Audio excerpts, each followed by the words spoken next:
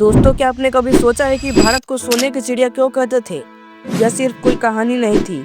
एक वक्त था जब दुनिया के 25% जीडीपी अकेले हिंदुस्तान की थी। लेकिन फिर एक शख्स आया, एक ऐसा लुटेरा जिसने दुनिया के सबसे अमीर तख्त को मिट्टी में मिला दिया और दिल्ली की सड़कों को खून से लाल कर दिया। आज की कहानी है नादिर शाह की और उस लूट की जिसने हमारी देश की किस्मत बदल दी। साल था 1739। दिल्ली के तख्त पर बैठा मोहम्मद शाह, जिसे लोग रंगीला कहते थे क्योंकि उसे राजपाट से ज्यादा नाच गाने और शराब का शौक था। उधर ईरान में गररिया से बादशाह बना नादिर शाह हिंदुस्तान की दौलत पर नजरें गड़ाए बैठा था। उसे अपनी जंगों के लिए पैसा चाहिए था और उसे पता था कि दुनिया का सबसे बड़ा खजाना कहाँ है, हमारी दिल्ली में। नादिर शाह ने मुगल बादशाह मोहम्मद शाह रंगीला पर हमला कर दिया। करनाल की जंग में मुगल सेना बहुत बड़ी थी लेकिन कमजोर थी। सिर्फ 3 घंटों में मुगलों की हार हो गई। रंगीला ने सरेंडर कर दिया। नादिर शाह दुश्मन बनकर नहीं बल्कि मेहमान बनकर दिल्ली आया था, लेकिन यह मेहमानी बहुत भारी पड़ने वाली थी। दिल्ली में एक अफवाह फैल गई कि नादिर शाह मारा गया है। गुस्से में कुछ लोगों ने उसके सैनिकों पर हमला कर दिया। बस फिर क्या था, नादिर शाह का गुस्सा फट पड़ा।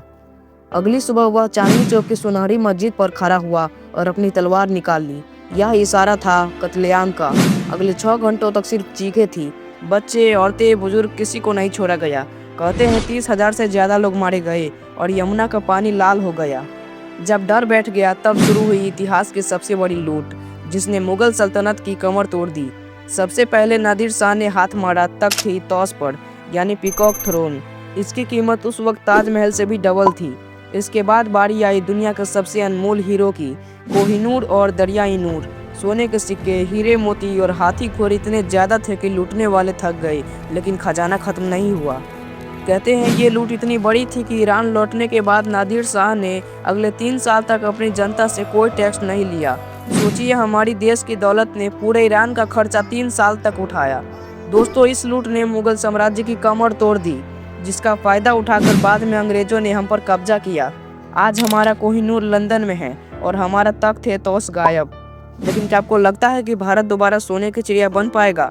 कमेंट में अपनी राय जरूर लिखें और इसी तरह के वीडियो के लिए चैनल को सब्सक्राइब करना ना भूलें। जय हिंद।